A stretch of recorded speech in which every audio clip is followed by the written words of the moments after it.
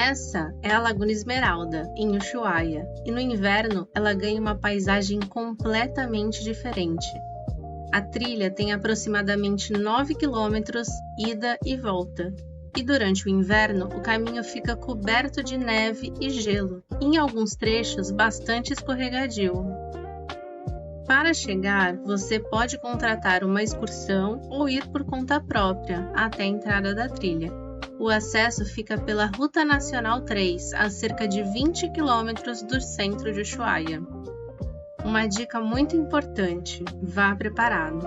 Use roupas adequadas para o frio extremo, calçado impermeável e, dependendo das condições da trilha, equipamentos apropriados para caminhar na neve, como os crampons, que você pode alugar no centro de Ushuaia.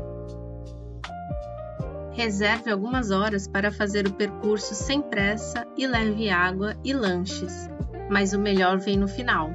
Depois de todo o caminho, você encontra a Laguna Esmeralda cercada pelas montanhas cobertas de neve e, dependendo das condições, completamente congelada. É aquele tipo de lugar que faz você esquecer todo o esforço da trilha.